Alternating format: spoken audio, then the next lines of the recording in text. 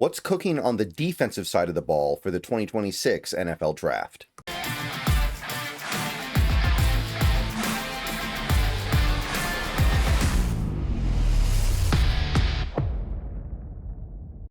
What's going on, everybody? Good morning. Hope you guys are doing well. And let's have the second half of the discussion that we started a couple of days ago when we opened up the conversation around 2026 NFL Draft prospects.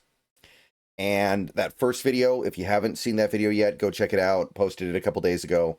Talked about the offensive side of the ball for this upcoming draft. Talked about a lot of the likely top prospects, the guys that I think are worth keeping an eye on. Very high level at this point because we haven't even started the 2025 college football season yet, but we're about to. We are like a week away. We are just about to have some college football on deck here. We got to start warming this up. We got to start feeling this out. We got to start figuring out what we are going to be keeping our eyes on. What do the Seahawks need? What are the Seahawks thinking about? Let's feel it out. Defensive side of the ball, please click the thumbs up button on this video. Subscribe if you're new. Click the bell for notifications. Become a channel member for $2 a month. Those are the best ways to support the channel. Defense starts up front, although maybe not for the Seahawks this year. Let's think about this for a second here. Could the Seahawks use a high pick on a defensive lineman? I think you can always consider it. This is a position where you can just kind of stack and stack and stack and not feel too bad about it. It's going to depend on what we see out of a player like Leonard Williams. Leonard Williams is going to be in a contract year next year. He might get extended in the offseason. If we like what we see from him in 2025, good chance he gets extended this upcoming offseason. Remember, his initial extension was only 3 years.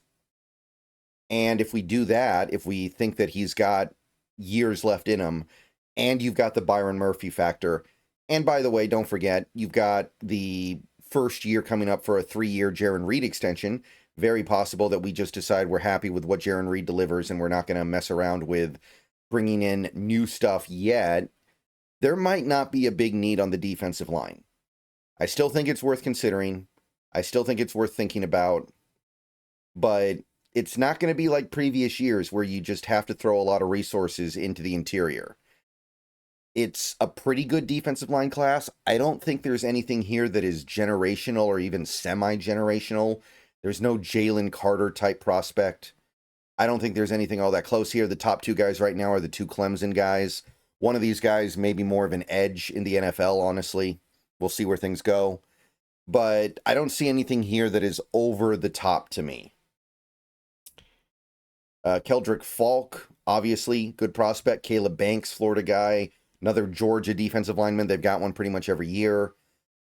The interesting thing to me in this class is not so much the guys in the first round. We got 5 guys currently ranked in the top 32. We have 5 players in the top 32 on the defensive line. What I'm really looking at is nose tackle. I am looking at the nose tackles. That is the position the Seahawks might want to invest into. Traditionally, you don't invest a really high pick into a nose tackle unless you think his game is really well-rounded, like Kenneth Grant last year. Kenneth Grant is more of a nose tackle, but he brings so much good to the table. He was a first-round pick, deservedly so. I don't think this draft has a Ken Grant. My bad. Ken Grant. But there are 2 guys that I want to go ahead and put a flag on right now. The first is Dante Corleone, pretty much a pure nose tackle in Cincinnati. If he has a good year this year, he will probably be a day 2 pick. And the second guy I want to draw attention to is Tim Keenan III from Alabama. Another guy who's played a significant amount of his reps at nose. Another bigger guy. I think he's like 325. That would be where I start the conversation. I wouldn't spend a super high pick on a defensive lineman, but I would spend a moderately high pick on a nose. And those would be the 2 noses I start the conversation with, Corleone and Keenan. Okay. Not bad, not great, and only a position of limited interest if you're a Seahawks fan, in my view. Next up, edge rusher. Again, what I would say is that it's pretty good, but I'm not seeing anything over the top here. I don't see Abdul Carter. I don't want to say Micah Parsons, because Micah Parsons is wasn't even an outside linebacker in college or outside edge rusher. I don't see a Will Anderson. I certainly don't see like a Von Miller. There's nobody really here like that to me yet. Maybe somebody will come along, but you can see right now there's one edge rusher ranked in the top 10, and he is 10th. The aggregated mock drafts currently do not have any edge rushers going in the top 16 picks. There are 5 players that are currently projected to go in about the first, but I don't see anything over the top here, which is, I mean, it's not a huge deal because I doubt the Seahawks will be picking that high. But this is definitely a position the Seahawks could invest into. We have no idea what our edge rusher room is going to look like next season. It's going to be weird.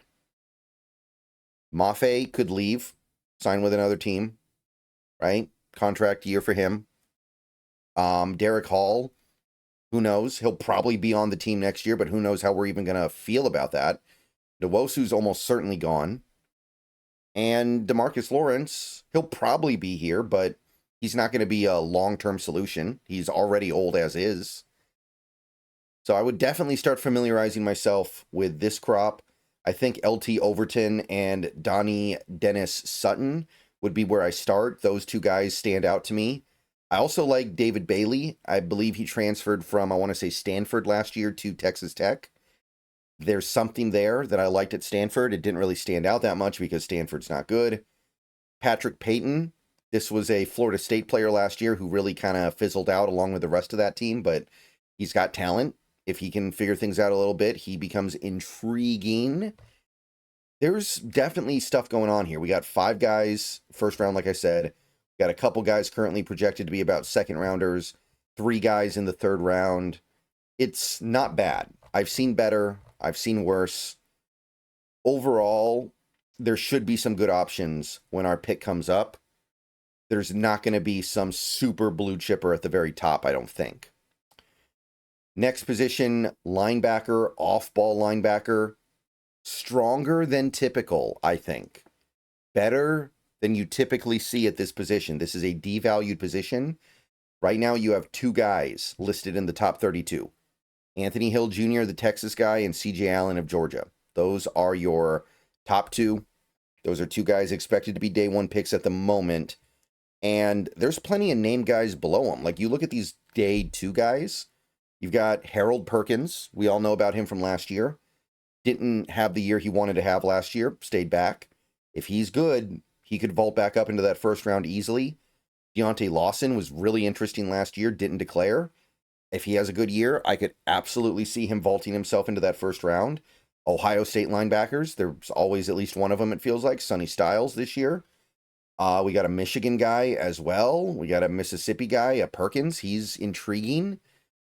There's some real potential here for some upper end prospects compared to the typical at the off-ball linebacker spot. Lander Barton. We talked about him a lot last year. Yes, Cody Barton's brother, or I think brother. It's either brother or cousin. They are related. Barton seems like the more interesting of the prospects compared to his relative. I'll just call him relatives because I'm not sure. But he's currently projected as a 4th-round pick. He's athletic. He can definitely move up. Intriguing player in coverage. And it's reasonably deep as well.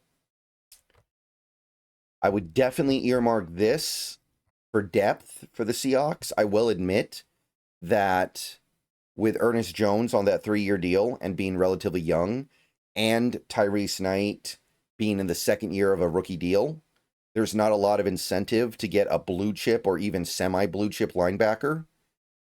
But we need depth.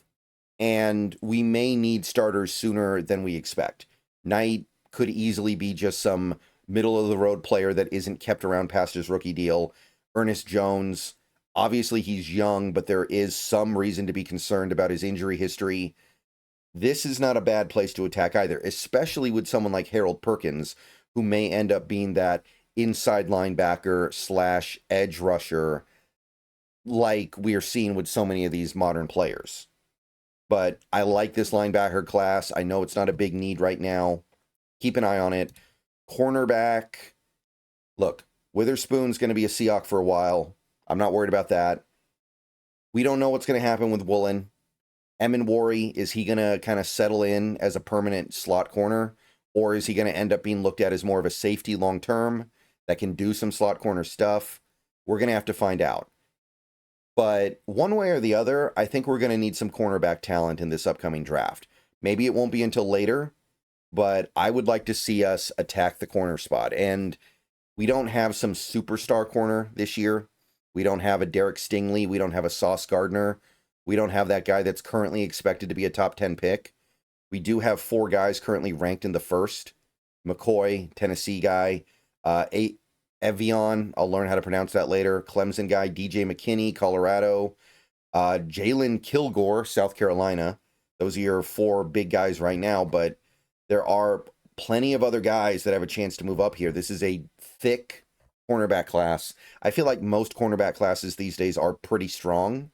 Like, most of them are very, very strong in that second day area, and you can see how many guys are currently projected to be round 2 picks. We got 7 guys. We got, 4 guys in the 3rd round.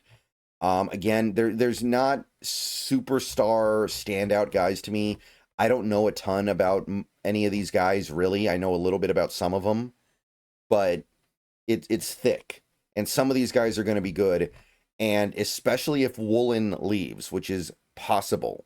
If Woolen leaves, they may need to spend a top 100 pick on a corner. In fact, I imagine they probably will. So there's good intersection here. We don't need there to be a super blue chip corner because the odds of us picking high enough to get somebody like that is very low. We don't need a Sauce Gardner. We don't have access to that guy. Finally, final defensive position is safety. And we have a potential generational safety prospect this year. Caleb Downs, currently projected to be a top 5 pick by pretty much every big board I've seen that is somewhat credible, at least top 10. Ohio State was good in previous years. We're familiar with him a little bit, but this should be the year he really just steps forward. This should be the year he really just asserts himself as a superstar. Everyone seems to expect it. He is on the level of a Kyle Hamilton, a Jamal Adams coming out of college. These guys that are just the best of the best at the safety spot. This guy's on that level. Now, I seriously doubt we're going to have a chance to draft him. I don't know if we're going to even want to. Julian Love remains on a multi-year deal. Maybe you can get out from under that deal in the next couple of years. Nick Emin, we just drafted him. What are the long-term plans for him? Where is he going to play? We're going to have to find out. But I think that between those 2 guys and Kobe Bryant, who is in a contract year and could be brought back, and the fact that I think that McDonald has a good eye for safety talent, not necessarily needing to spend a blue chip pick on one to get a good one and develop him. I don't know if you need to spend a super high pick on one, but Caleb Downs is that rarefied prospect until further notice. We do have one other first-round guy, so already the top is pretty nice here. Dylan Thieneman, Oregon guy, projected in the top 20 at the moment at 19. And then we kind of hit the cliff. There's nobody currently projected as a second-rounder. We skip right down to the 3rd round. We do have 4 guys there right now, including Ramsey, who is an intriguing ball hawk. I watched him a decent amount last year at USC. Saab is also appealing, another Alabama safety. And I'm not knocking the depth, and maybe that's not a bad thing. Maybe this area of the draft is where the Seahawks should be looking anyway. But the cliff comes hard. I could see an investment here. Maybe not a big one, but a moderate one. And that's it. That's what we got for this upcoming draft on defense right now. That gives us an idea of the guys to really circle and try to feel out as the season goes on. Let me know what you guys think. Let me know if anything stands out to you that isn't listed here. There's going to be a lot of players that aren't here that will be here by the end. Some of these guys that are here right now are going to fall by the wayside. Injuries alone are going to guarantee that. Okay. Everybody have a great rest of your day. Go Hawks. See you guys later. Plenty to talk about going forward.